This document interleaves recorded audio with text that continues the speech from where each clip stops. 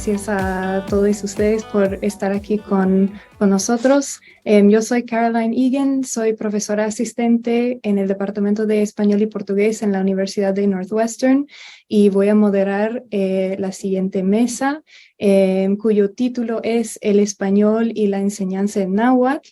Y para esta mesa es un privilegio, un honor tener aquí con nosotros a tres ponentes, Berenice Alcántara Rojas, Mario Sánchez Aguilera y John Sullivan. Y lo que vamos a hacer en la mesa es muy simple. Voy a presentar muy brevemente a cada ponente y después la ponente o el ponente va a ofrecer sus comentarios por unos 10 o 15 minutos y después tendremos tiempo para comentarios y preguntas. Entonces, por favor, vayan enviando preguntas mediante la función Q&A. Primero, es un gusto presentar a la profesora Berenice Alcántara Rojas, que es historiadora y doctora en estudios mesoamericanos por la Universidad Nacional Autónoma de México y profesora en el Instituto de Investigaciones Históricas y la Facultad de Filosofía y Letras de la misma universidad. Entre sus publicaciones recientes se cuentan el libro de divulgación Antonio Valeriano, gobernante y sabio náhuatl del siglo XVI, el libro colectivo Vestigios manuscritos de una nueva cristiandad y el capítulo del libro Un espejo de príncipes en lengua náhuatl y otros opúsculos para la educación del buen gobernante. Muchísimas gracias, Berenice, y cedo la palabra. Muchas gracias, Caroline. Muchas gracias a Erika y a todo el equipo, tanto de Northwestern como de UNAM Chicago, por habernos invitado. Como dice el título de la mesa, vamos a platicar un poco, pues en este caso, de la enseñanza del náhuatl como segunda lengua, es decir, sobre todo para aquellos que son hablantes de español, y particularmente, pues tanto Mario como yo vamos a hablar de lo que ocurre en el caso mexicano, que es donde estamos, ¿no? Nosotros radicamos en México, particularmente vivimos en la Ciudad de México, y yo aparte, pues trabajo en la UNAM, ¿no? Y es interesante el caso del náhuatl dentro de otras lenguas indígenas. En primer lugar, hay que tomar en cuenta que hay un gran desconocimiento por la mayor parte de la población de la enorme diversidad lingüística que hay en México, de las diferentes lenguas indígenas, aunque dependiendo de la región en la que vivamos, todas las variantes del español que se hablan en México están afectadas, o sea, por las lenguas indígenas. Es decir, hay una gran cantidad de nuestro vocabulario que viene de la lengua indígena que fue dominante o de las lenguas indígenas que estuvieron y están en las regiones en las que habitamos. Aún así, la mayor parte de la gente pareciera no tener interés en las lenguas indígenas, pareciera seguir existiendo en la mayor parte de los casos una discriminación hacia los hablantes que siguen siendo estigmatizados o mal vistos en algunos contextos, y al mismo tiempo hay, o sea, por paradójico que pueda resultar, hay como una efervescencia de interés por acercarse a la lengua náhuatl en particular. Es decir, en la Ciudad de México hay una gran cantidad de cursos diferentes de lengua náhuatl para distintas personas que están interesadas en la lengua. Es decir, en primer lugar, hay una gran cantidad de profesores que imparten clases en un entorno que conocemos en México como las casas de cultura, y que son instituciones que están en las alcaldías, en las distintas delegaciones, en los museos, que a veces tienen patrocinio del Estado y a veces no, a veces son autogestivas o independientes, donde se imparten clases de náhuatl. En la mayoría de ellas se imparten clases de este náhuatl que conocemos como clásico, o que es el náhuatl que se volvió alfabetizado en el siglo XVI, este náhuatl documental, y en algunas otras se dan de alguna variante contemporánea, ¿no?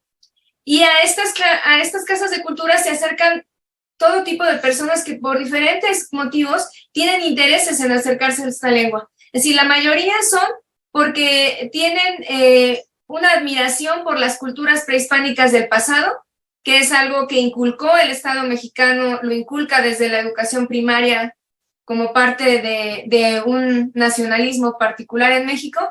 Entonces, muchas personas se sienten atraídas hacia esa cultura prehispánica del pasado y quieren aprender un poco de náhuatl, ¿no?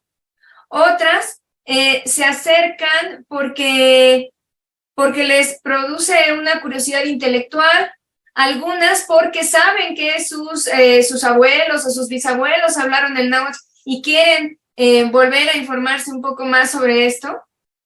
Y por el otro lado, hay lo que sería como la instrucción ya académica del náhuatl, ¿no? Que se da dentro de instituciones académicas y que también hay de diferentes, o sea, hay diferentes acercamientos o aproximaciones, ¿no?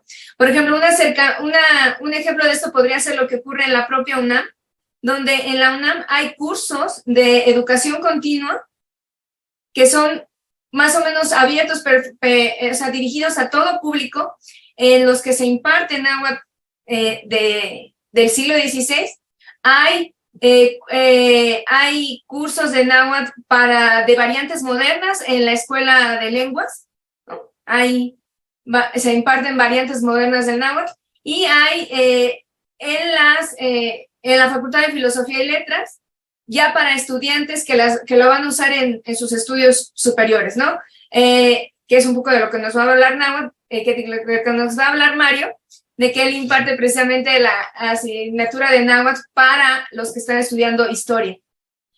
Y también están las materias que se dan en los posgrados, particularmente en el posgrado de historia y en el posgrado de estudios mesoamericanos, y que están dirigidas, que tienen una orientación tanto filológica como lingüística, y que están dirigidas a aquellos que van a dedicarse a hacer investigación sobre documentos en náhuatl, mayoritariamente del pasado, pero también a aquellos que están haciendo investigación con pueblos nahuas actuales, ¿no? Entonces hay como todo el rango, o sea, con todo el espectro de niveles y de acercamientos para que aquel que está interesado o que ya lo tiene como definido, que quiere seguir unos estudios en ese ramo, se pueda acercar, ¿no? En mi caso, yo he dado clases ya para alumnos de posgrado y a lo que yo me he tratado de concentrar es de traer hacia los estudios filológicos del náhuatl las herramientas de la teoría de la traducción. Durante mucho tiempo, estos cursos de náhuatl se centraban en un acercamiento filológico y lingüístico, pero dejaban ya la tarea de la traducción a cada persona que la realizara de una manera más o menos empírica, ¿no? Que es un poco como aprendieron todos nuestros grandes maestros, ¿no? Entonces hay una larga tradición en la UNAM, por ejemplo, de hacer traducciones de textos en náhuatl, pero estas traducciones, pues digamos que cada académico definía cómo se debían de hacer, cuál era el acercamiento que quería darles, y hay también todas las posibilidades, es decir, desde los acercamientos muy afortunados o muy críticos hasta aquellos que hoy ya en día resultan un poco cuestionables sobre los métodos que tuvieron para acercarse o para editar a veces los textos. Entonces, en este sentido, yo pues he estado preocupada por volver un poco más sistemática la traducción. Durante una época estudié precisamente ahora en ALIT, Escuela Nacional de Lingüística y Traducción de la UNAM, una especialidad en estudios de traducción, para poder retomar aquellas herramientas que da la teoría y la metodología de los estudios de traducción y traerlas precisamente a la enseñanza del náhuatl, ¿no? Y a la traducción de los textos en lengua náhuatl. Entonces yo diseñé un curso que trataba precisamente de conjugar esos dos elementos y que para aquellos que lo han tomado, pues dicen que fue afortunado. Es decir, por un lado, dar aquellos elementos de la teoría y de la metodología de la traducción que se pueden aplicar a la traducción de documentos en náhuatl y poner todos los ejemplos para trabajar a partir de estos textos en náhuatl, ¿no? Y entonces esto permite tener como de alguna manera un acercamiento mucho más crítico al trabajo ya de la traducción y no dejarlo de alguna manera a los intereses o a que cada quien trabaje los textos como quiere, ¿no? Porque efectivamente hay como una serie de principios que se deben seguir para trabajar con cada texto y particularmente volver consciente ese trabajo que se hace en la traducción. Digamos que el principio básico del que parte la teoría de la traducción es volver consciente todos los procesos y todas las elecciones que lleva a cabo el traductor mientras las está haciendo, ¿no? Entonces, la teoría de la traducción dice que el traductor empírico traduce y puede que sea muy buen traductor, pero el traductor formado es aquel que le preguntas, ¿y por qué tradujiste esto de esta manera? Y que te puede dar una respuesta concreta. Lo hice así por esto, es decir, o porque había algo en la lengua que me lo decía, por el género documental que yo estoy traduciendo, por el tipo de traducción que yo quiero generar, por el público al cual está dirigido mi texto. Es decir, en alguno de estos niveles tiene que estar la explicación de por qué se está tratando al texto original de determinada manera y por qué se están tomando las decisiones que se están tomando, y estas deben ser conscientes y sistemáticas. Entonces, de alguna manera, esa ha tratado de hacer un poco, pues, mi aportación a la enseñanza del náhuatl en la UNAM, donde hay grandes maestros como Karen Dekin, Mercedes Montes de Oca. El año pasado perdimos a Leopoldo Baliñas, que daba clases también en el posgrado, tanto para los de antropología y estudios mesoamericanos. Entonces, como seguir abriendo como otro camino para que aquellos que se quieren acercar al náhuatl de una manera académica, ¿no? Para trabajar ya en su carrera o en sus profesiones con estos documentos, pues tengan como otras vías para también hacerlo, ¿no? Por otro lado, pues también hay otras instituciones de educación superior donde se da náhuatl en México, ¿no? Está la Escuela Nacional de Antropología e Historia, está el CIESAS, ¿no? Entonces, pues, a pesar de que, como decía yo al principio, a pesar de que uno pudiera pensar que hay poco interés por las lenguas indígenas en este país o por el náhuatl, a pesar de eso, particularmente en la Ciudad de México hay una gran oferta de cursos de náhuatl para aquellos que no la tuvieron como primera lengua y que se quieren acercar a ella por distintos motivos, ¿no? O sea, entonces, bueno, eso era un poco de lo que les quería compartir y yo creo que en la conversación ya podremos profundizar un poco más. Muchísimas gracias, mil gracias, profesora Alcántara. Ahora voy a presentar muy brevemente a nuestro segundo ponente, Mario Sánchez Aguilera. Mario Sánchez Aguilera es etnohistoriador, maestro y doctor en estudios mesoamericanos por la Universidad Nacional Autónoma de México, profesor de asignatura Lengua Náhuatl 1 y 2 en la Facultad de Filosofía y Letras de la UNAM, y actualmente realiza una estancia postdoctoral en el posgrado de Historia y Etnohistoria en la ENA-INA.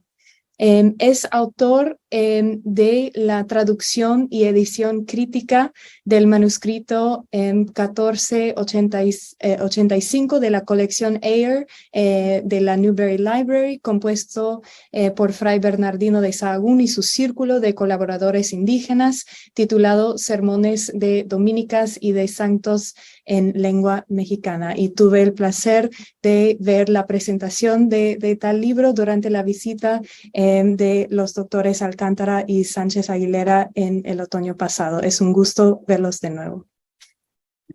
Gracias, Caroline. Gracias a la UNAM Chicago. Y gracias también a la Northwestern por habernos invitado. Bueno, ya les platicó la doctora Berenice Alcántara un poquito. Yo les voy a platicar más o menos cuál es mi experiencia en la enseñanza del náhuatl y qué tipo de náhuatl yo enseño. Primero, pues les voy a hablar un poquito de mi historia, cómo yo me acerqué al náhuatl. Yo, precisamente, como ya nos dijo Berenice, yo estudié una licenciatura en la Escuela Nacional de Antropología e Historia que se llama Etnohistoria, que es una licenciatura en etnohistoria. Y en esa licenciatura uno lleva como una asignatura obligatoria 2 semestres de náhuatl. O sea, todos los alumnos que estudian ahí llevan 2 semestres de náhuatl, porque la idea de la licenciatura en etnohistoria en México es que la mayoría de los alumnos se dediquen a estudiar fuentes en lenguas indígenas, particularmente en náhuatl, porque van a ser fuentes que se generaron en el altiplano central durante el siglo XVI, XVII y XVIII.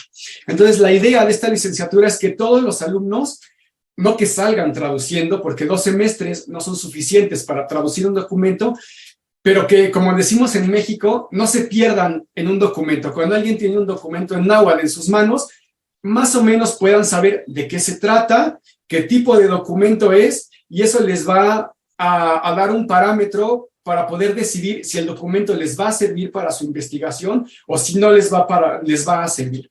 Entonces, bueno, yo llevé 2 semestres en la licenciatura.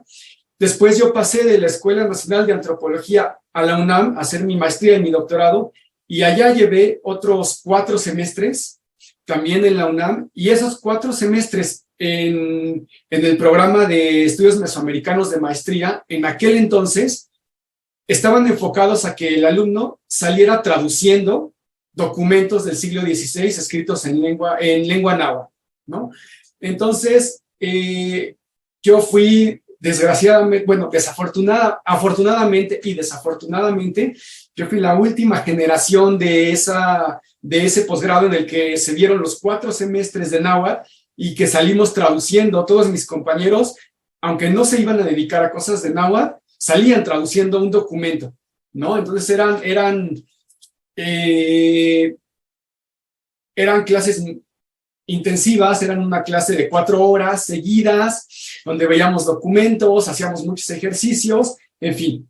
Ahora, de todas las ofertas que hay sobre náhuatl, de las que ya nos habló Berenice, yo me he dedicado, primero yo aprendí un náhuatl académico, que además es un náhuatl del siglo XVI, es este náhuatl que se conoce como náhuatl clásico, y este es el náhuatl que yo imparto en la Facultad de Filosofía y Letras. Es decir, el náhuatl clásico es más o menos una lengua que se generó en el siglo XVI, es decir, no era así el náhuatl prehispánico, se generó en el siglo XVI porque es un tipo de náhuatl que contiene muchísimos préstamos en castellano, que además tiene neologismos para nombrar nuevas cosas venidas del Nuevo Mundo, ¿no? Entonces, en este sentido, las clases que yo imparto de náhuatl, primero, son de ese tipo de náhuatl, es decir, los alumnos de la licenciatura en Historia, en Letras, en Estudios Latinoamericanos, que son los que normalmente toman la clase porque es una clase optativa, es decir, es una clase a la que se acercan alumnos que van a necesitar en algún momento para su investigación saber náhuatl, o también hay alumnos que toman la clase porque les interesa el náhuatl.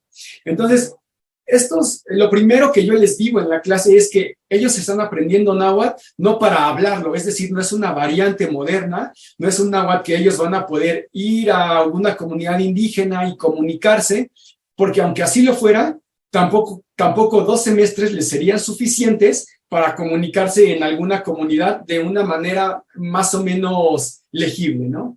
Entonces, lo primero es que ellos están allí porque están interesados en los documentos del siglo XVI, saben que no es un tipo de náhuatl para que ellos hablen, y además también yo los hago conscientes de que 2 semestres de náhuatl tampoco les van a ser suficientes para que ellos se acerquen a un documento y lo puedan traducir de manera que les sirva a ellos como una fuente histórica para su investigación.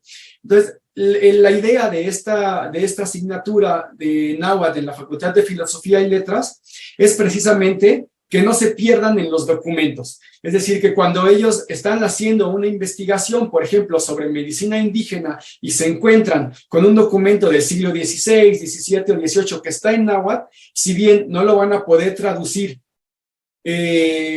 por completo, sí pueden acercarse a él y saber más o menos de qué habla el documento. Y a partir de que sepan de qué habla el documento, ellos podrán decidir, y yo se los digo, si toman clases para traducir, si toman más clases de náhuatl para poderlo traducir, o si simplemente citan ese documento como que ahí existe, que está en náhuatl, pero que no lo tradujeron, ¿no?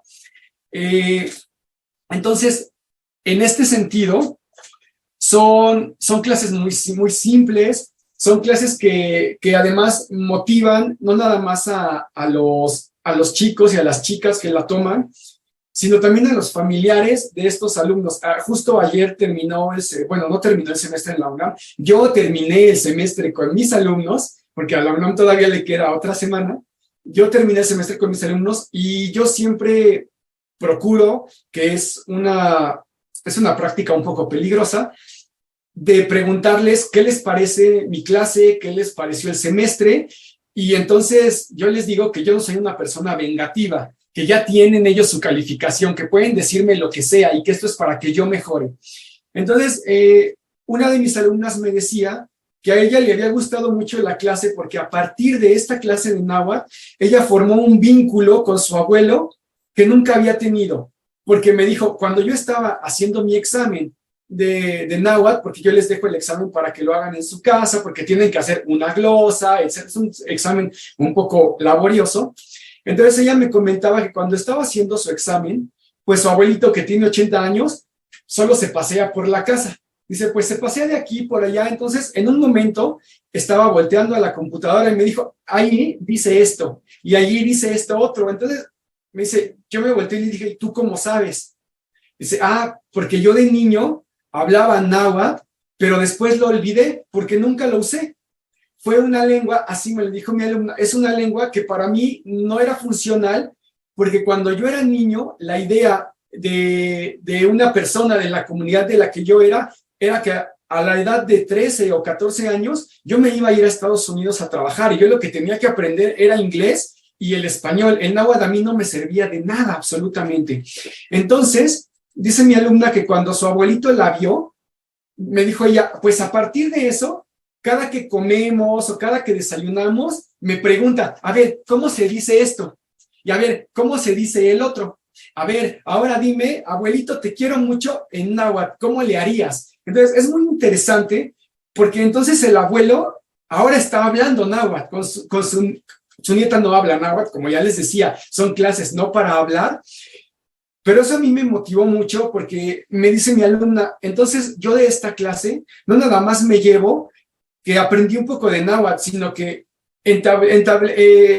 logré entablar con mi abuelo una relación que mis padres no tuvieron con él, que tampoco yo tenía, y además me fui a enterar que él hablaba náhuatl de niño, y que era de una comunidad náhuatl, y que todos en su comunidad hablaban náhuatl, y que sus amiguitos hablaban náhuatl, y entonces mi abuelo siempre está muy contento cuando a la hora de comer, porque es la hora de preguntar las cosas y de que él me dice, porque mi alumna le explica que ese tipo de náhuatl que ella aprendió no es el que él habla, porque él habla una variante más o menos moderna, ¿no? Entonces, ella dice que ocupan ese espacio de la comida para que se pregunten cómo se dicen ciertas cosas en el náhuatl clásico y cómo se dirían en la comunidad de este señor. Entonces, eso ha hecho que esa familia, además, le interese al hermano, al papá, aprender algunas palabritas que además en el español de México ya tenemos, porque hay muchísimos nahuatlismos, ¿no? Muchísimos. Y esa es otra cosa muy importante, que cuando llegan a la clase los alumnos, yo les digo, a ver, ¿cuáles nahuatlismos creen ustedes que existan en el español? Pues me dicen muchos, pero cuando yo les digo otros, hay unos de los que no tienen ni idea que venga del náhuatl. Se impresionan, ¿y a poco eso viene del náhuatl? Sí, eso viene del náhuatl, de la palabra tal, y se modificó de esta o de esta manera, y por eso se ocupa así, ¿no? Entonces, bueno, yo solo les quería como compartir eso, cuál es mi experiencia con la enseñanza del náhuatl con chicos de licenciatura, y particularmente con chicos que están aprendiendo náhuatl.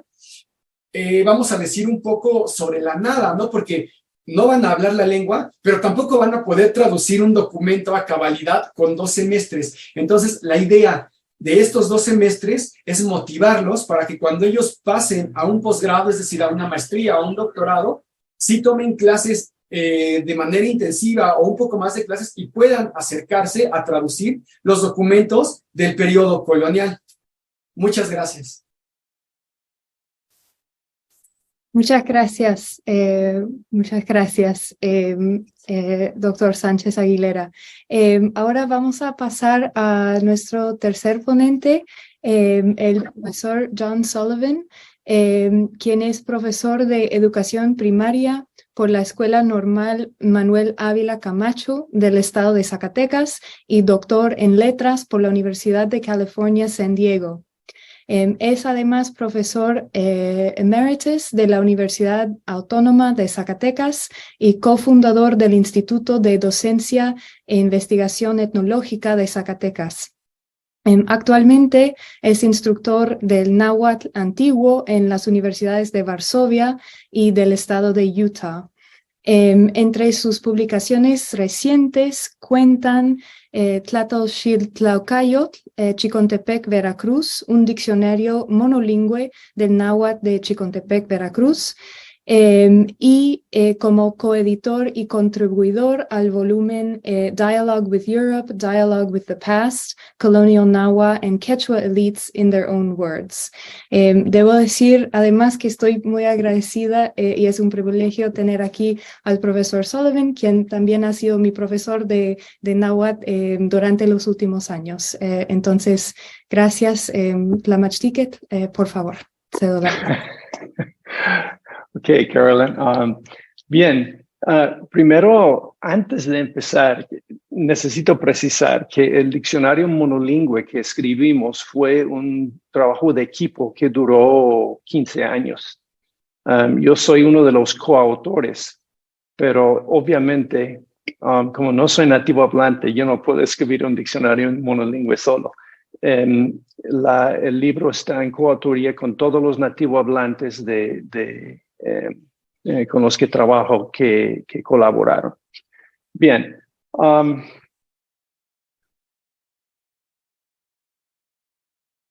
Bueno, como el tema es la relación entre el español o el papel del español en la enseñanza del náhuatl, tengo 3 comentarios. En primer lugar, es imposible estudiar el náhuatl sin conocimientos del español. ¿Por qué? Desde el siglo XVI, desde el contacto, el náhuatl ha asimilado material léxico y estructuras gramaticales del español, pero lo ha hecho no de manera, en su gran parte, no de manera sustitutiva, sino aditiva. ¿Sí? Cualquier persona que habla una variante moderna del náhuatl se da cuenta que no hay mucha diferencia con la manera de hablar de hace 500 años. Sin embargo, las estructuras y el vocabulario del español que han penetrado al náhuatl han servido para aumentar la complejidad estructural del náhuatl y por ende el resultado final es un enriquecimiento del náhuatl moderno. Entonces, no importa si eres un profesor, un investigador, un aficionado, un nativo hablante, un no nativo hablante, si estás estudiando el náhuatl antiguo o el moderno, si no sabes algo de español, tu capacidad para entender la evolución del náhuatl a través de los siglos va a ser va a ser un obstáculo. Entonces, de esa manera es muy importante saber el español para estudiar el náhuatl. Ahora, el segundo comentario es sobre el papel del español como vehículo de enseñanza del náhuatl para los no nativo hablantes. Y para esto quiero empezar con una anécdota. Yo empecé a estudiar el náhuatl antiguo a mediados de los 80. Yo estaba estudiando la maestría en Los Ángeles y iba cada 15 días a la casa de James Lockhart en Santa Mónica, en Los Ángeles.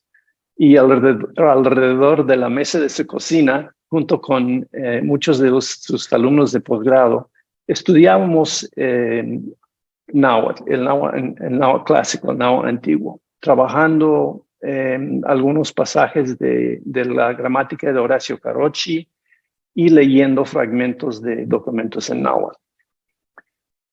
A mí me gustaba el náhuatl desde entonces. Y sin embargo, cada vez que trataba de leer algo en náhuatl clásico, yo me dormía. es que la diferencia entre el náhuatl y el inglés o el español, por ejemplo, es muy grande. Y simplemente el esfuerzo mental de concentrar en esas nuevas estructuras, por ejemplo, me ponía a dormir. Entonces, duré mucho tiempo en poder leer de manera fluida el náhuatl antiguo. Pero todo eso cambió cuando regresé a Zacatecas en los principios de los 90 y encontré que había nativo hablantes de náhuatl estudiando en la universidad, nativo hablantes de la Huasteca. Yo empecé a estudiar con ellos, empecé a poder conversar con ellos. Y mientras aumentaba mi capacidad de conversación, también muy rápidamente aumentaba mi capacidad de leer el náhuatl antiguo y de analizar los documentos. Ahora, cuando nosotros fundamos una asociación civil, el Instituto de Docencia e Investigación Etnológica de Zacatecas, becamos a nativo hablantes, estudiantes de la UAS, estudian su carrera, pero luego trabajan con nosotros algunas horas por semana en proyectos de docencia, revitalización, docencia, investigación y revitalización en náhuatl de manera monolingüe. Y empezamos a dar clases de náhuatl en los veranos, primero en Zacatecas y luego después en la Universidad de Yale y en la Universidad de Utah. Y quisimos replicar los beneficios para poder leer el náhuatl clásico que a mí me dio el aprender a conversar en náhuatl. Entonces, en los cursos de verano, que ya tenemos 20 años dando esos cursos, trabajamos de manera simultánea el náhuatl antiguo y el náhuatl moderno en el curso de verano. Y el náhuatl moderno, ¿cómo lo trabajamos? Los nativos hablantes que imparten esa parte del curso, ellos hablan náhuatl y español. Entonces, al empezar el curso para principiantes de náhuatl moderno, hay algunas explicaciones en español, ¿sí? Pero con nuestro método, los alumnos empiezan a conversar muy rápidamente.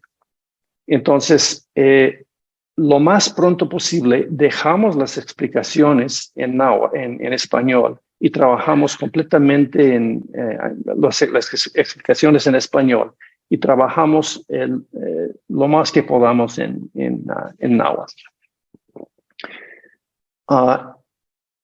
Ahora, el tercer comentario es sobre el papel del español como vehículo de enseñanza del náhuatl para los nativo hablantes.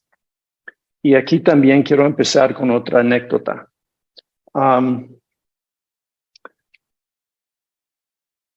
Yo empecé a estudiar el náhuatl moderno con nativo hablantes, alumnos de la UAS, nativo hablantes de náhuatl de la Huasteca, a principios de los 90. Y pronto fundamos la asociación civil.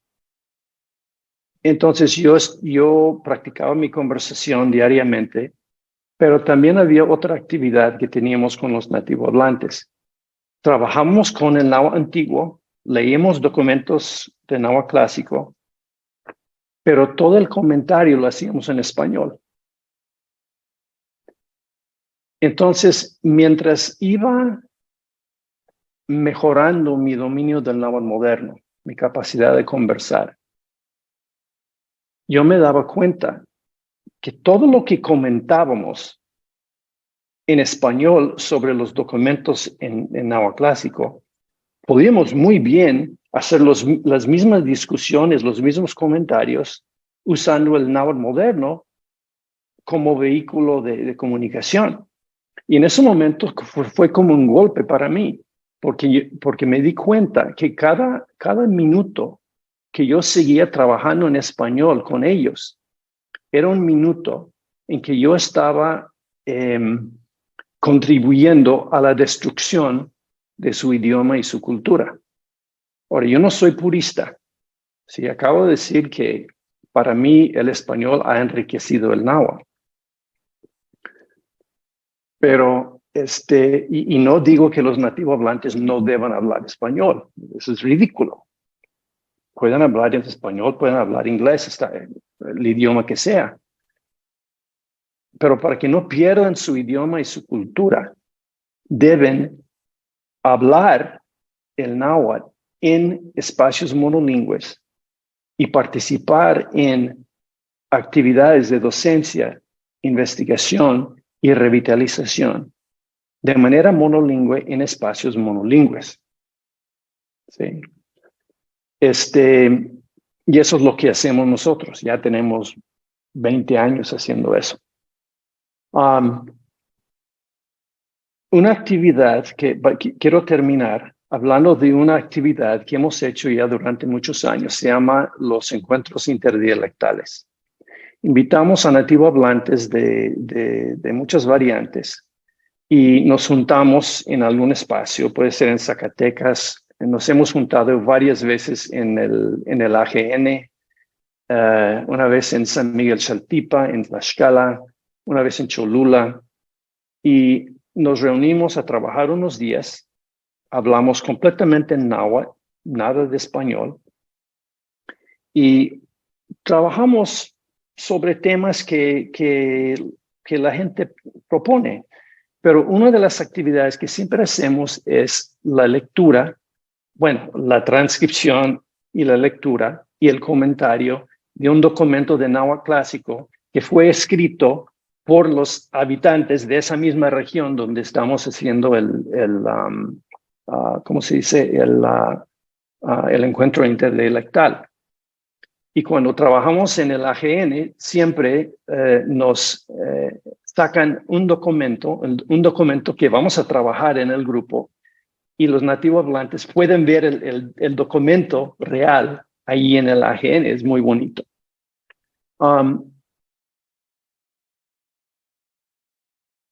En esos encuentros interdialectales no solamente participan nativos hablantes, también participan no nativos hablantes de México y de Estados Unidos, de Japón, de Europa, de donde sea. Muchos exalumnos de nosotros que ya han llegado a dominar el náhuatl moderno, ¿sí? Pero lo único importante es que la transcripción, el comentario de las estructuras gramaticales y del contenido del documento de náhuatl clásico se haga en náhuatl, completamente en náhuatl, sin la mediación del español. Entonces, a mí me gustaría ver algún día en el futuro, en que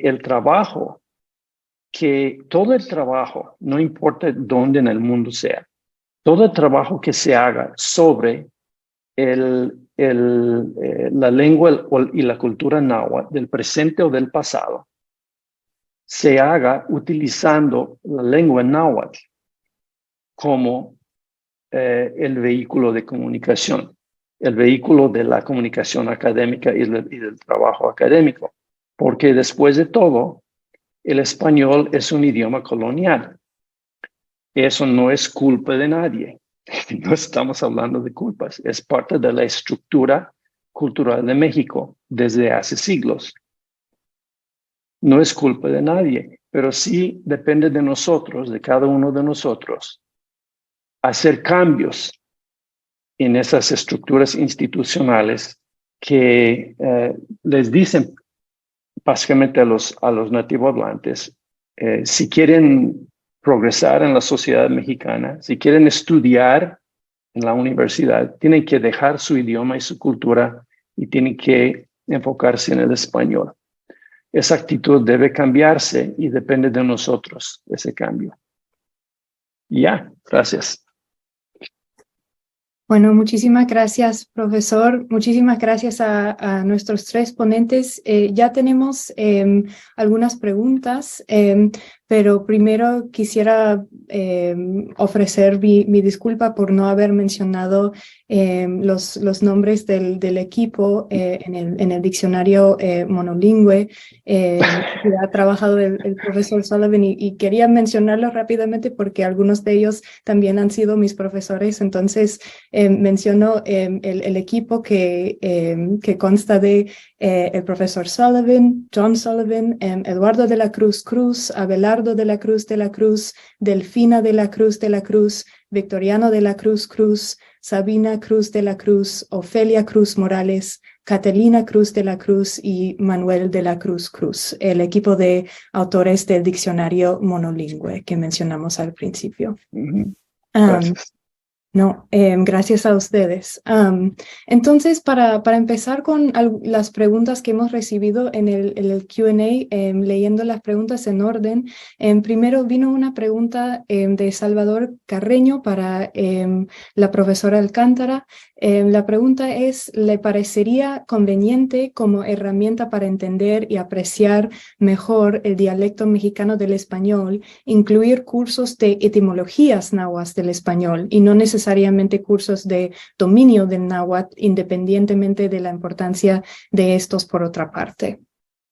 Sí, a mí me parecería fundamental lograr diseñar un curso de etimologías que estuviera adaptado a las lenguas indígenas que tienen mayor presencia en diferentes regiones de México, particularmente para los estudiantes de educación media, es decir, de preparatoria.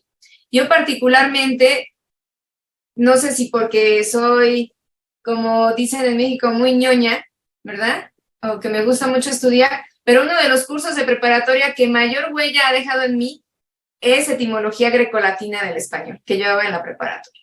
Es decir, por ejemplo, de matemáticas yo no me acuerdo de nada, ni de física, pero sobre las palabras del español, todo el tiempo que escucho una palabra estoy ahí así, ¿no? Porque esto viene del griego o esto viene del latín. O sea, estoy haciendo esa reflexión quizás porque a mí me interesa, pero igualmente creo que en la preparatoria debería existir un curso de etimología del español, pero de todas las palabras que derivan de diferentes lenguas indígenas y particularmente de las que son dominantes todavía en alguna región, es decir, que en el centro de México o en la Ciudad de México efectivamente las etimologías vengan del náhuatl, pero en Yucatán se den todas las etimologías del maya, también del español que se habla en Yucatán y así en las diferentes regiones, ¿no?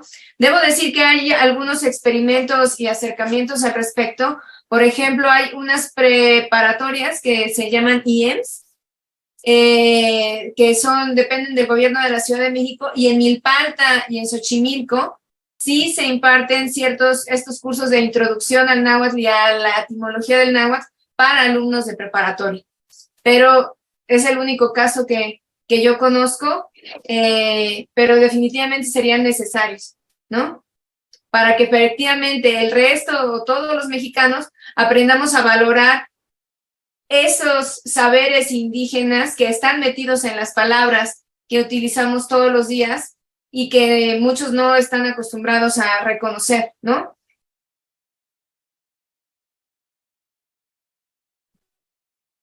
Gracias, muchas gracias. La próxima pregunta viene de Idaneli Mora Peralta y su pregunta primero dice felicidades para los ponentes y su pregunta es si existe algún proyecto en el que la UNAM trabaje o capacite a los intérpretes de las lenguas indígenas en Estados Unidos. No sé si... Pues creo que no particularmente y tampoco en México. En México la institución que más colabora es el INALI, que es el Instituto Nacional de Lenguas Indígenas, es decir, ahí sí hay varios cursos de formación para intérpretes, sobre todo pues para los intérpretes que se mueven en un medio jurídico. La Universidad Autónoma de Oaxaca tiene otro, pero la UNAM, hasta donde yo sé, no tiene ningún proyecto al respecto. Y debería tenerlo. Sobre todo, gracias a la gran presencia, en este caso, que tiene tanto la UNAM en diferentes regiones de México, como ahora también con todas estas unidades de extensión en Estados Unidos. Gracias. La próxima pregunta viene de Jessica Román Y su pregunta es, ¿aproximadamente cuánto tiempo le puede tomar un hispanohablante aprender náhuatl? Y en su experiencia, tomando 6 semestres de la lengua, ¿cuánto tiempo le tomó dominar la traducción?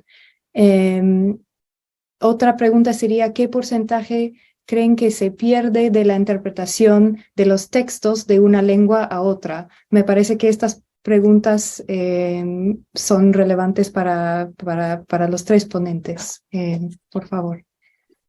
Bueno, voy a empezar yo. Bueno, yo que llevé 6 semestres de náhuatl, yo cuando ya iba al 4º semestre ya estaba traduciendo, pero creo que no tiene mucho que ver con las clases, sino con la persona. Y en ese sentido va como la respuesta a la otra pregunta de cuánto le lleva a un hispanohablante a aprender la lengua náhuatl. Yo creo que esto depende de cada quien.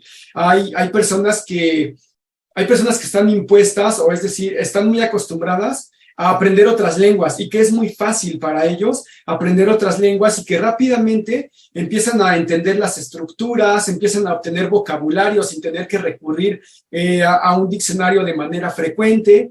Entonces, creo que esto tiene que ver primero con cada persona y después con la motivación que cada uno tiene. Yo, por ejemplo, al 4º semestre que llevé en náhuatl ya estaba traduciendo porque para mi proyecto de maestría yo necesitaba traducir.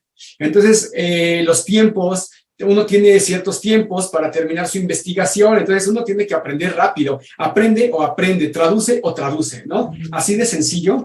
Además, debo decir que las clases que yo tomé en estudios mesoamericanos, que fueron con Karen Daikin y con Mercedes Montes de Oca, bueno, ellas están enfocadas en que los alumnos traduzcan y al 2º semestre los tienen traduciendo, aunque no tengan todo el vocabulario, aunque no conozcan todas las estructuras del náhuatl, empieza uno a practicar con textos sencillos, con textos muy sencillos, y uno va practicando y practicando. Entonces creo que esto tiene que ver con la motivación de cada quien. Como lo repito, yo tenía el tiempo en contra, yo tenía que aprender rápido. Entonces, eso me motivó a mí muchísimo. Porque, por ejemplo, en México uno está estudiando un posgrado y uno tiene una beca. Y esa beca exige que uno tenga ciertos tiempos para entregar su investigación. Y además de que uno tiene ciertos tiempos para entregar su investigación, uno tiene también a un investigador o a un profesor que es su tutor y que está constantemente revisando sus traducciones. Entonces es algo muy intenso, ¿no? Está uno todo el tiempo pensando en el náhuatl, pensando en cómo va a traducir una cosa, cómo va a traducir otra, modificando su traducción. Entonces, en ese sentido, sí, el tiempo depende de cada persona, de su motivación. Y bueno, creo que había otra pregunta por ahí, pero bueno. La de la traducción. No, pues digamos que esa es una discusión eterna de qué se gana o qué se pierde cuando se traduce de una lengua a otra. No es un problema que sea particular de cuando se traduce de una lengua indígena al español o al inglés, sino que es el problema de cualquier lengua frente a otra. Y ese es precisamente, pues digamos, el atractivo o el interés en la traducción. Es decir, cada nueva traducción de un mismo texto revela nuevos sentidos, aporta nuevas informaciones sobre ese texto, es decir, da nuevas interpretaciones sobre él, y como siempre van a quedar aspectos ocultos o que no fueron tan interesantes para uno de los traductores, pues siempre es relevante que se sigan haciendo nuevas traducciones de todos los textos. Es decir, cada traductor puede mirar o poner su atención en diferentes aspectos y lo va a mostrar, ¿no? Y pues efectivamente algo se pierde o algo queda oculto, pero eso ocurre en cualquier tipo de traducción de cualquier lengua a otra. Gracias. John, no sé si deseas añadir algo sobre el tiempo que lleva o la traducción. Mira, bueno, yo creo que con un buen método uno puede ya estar conversando en cualquier variante de náhuatl moderno en el transcurso de un año de estudio. Con el clásico es un poco más difícil, pero creo que los compañeros están de acuerdo que no importa si es el moderno o el clásico, a lo mejor después de un año ya te das cuenta que estás aprendiendo, pero es un proyecto de toda la vida. Nunca dejamos de aprender. Y estoy un poco más pesimista en cuanto a la traducción. Para mí, y esto no es solamente de México ni de las lenguas indígenas, es de todo el mundo. La lección más importante que nos da la traducción es un mensaje que dice lo siguiente: no es necesario aprender las lenguas indígenas porque todo su significado se puede reducir al español o todo su significado puede reducirse al inglés. Y esa es una lección ideológica que va en contra de la diversidad. Enfoca a la sociedad a un monolingüismo y una sola perspectiva, y no me gusta para nada. Gracias. La próxima pregunta se relaciona con una pregunta anterior sobre un curso de etimologías. Y la pregunta es, ¿sería útil un curso de etimologías para que en inglés y en otras lenguas se conociera en el mundo el significado de palabras de origen mexicano? Sí, claro que sería importante, particularmente, por ejemplo, en Estados Unidos, donde hay una gran cantidad de mexicanodescendientes, y muchos de esos mexicanodescendientes son hablantes, o sus padres o abuelos fueron hablantes de una lengua indígena. Efectivamente serviría muchísimo más para revalorizar el aporte, en este caso, del español mexicano al inglés, y también de las lenguas indígenas a ese español mexicano que ahora se recupera también en Estados Unidos, ¿no? Por no hablar de que algo que sería bueno en términos generales para todos los seres humanos en el mundo es aprender que la mitad de las palabras que decimos viene de otros idiomas, ¿no? Es decir, que viene pues digamos que ahora sí casi que de todo el mundo hay algo en cada lengua del mundo, ¿no? Entonces, esto efectivamente contribuiría a los no esencialismos culturales que son tan importantes, ¿no? Es decir, ninguna cultura es pura, todos tenemos un poco de todos y más, sobre todo en el idioma. Esto creo que sería importante. ¿Puedo agregar algo? Es muy importante lo de las etimologías, sin duda. Pero también el náhuatl, por ejemplo, ha contribuido mucho a las estructuras gramaticales del español en México hoy. Entonces, o sea, un curso de etimología solo te da lo del léxico. También falta quizás lo que es más fascinante, que es la estructura del español moderno en México. Ajá.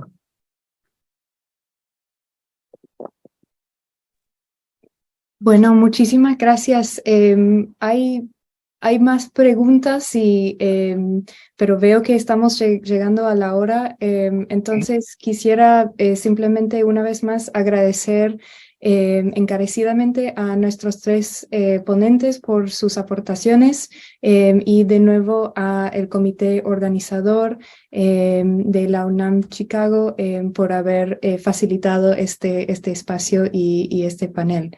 Muchísimas gracias a los tres por estar aquí. Gracias, compañeros. Gracias. Muchas gracias. Muchísimas gracias a todos por participar. Una jornada extraordinaria el día de hoy. Viva el multilingüismo, ¿verdad? Hasta luego. Hasta luego.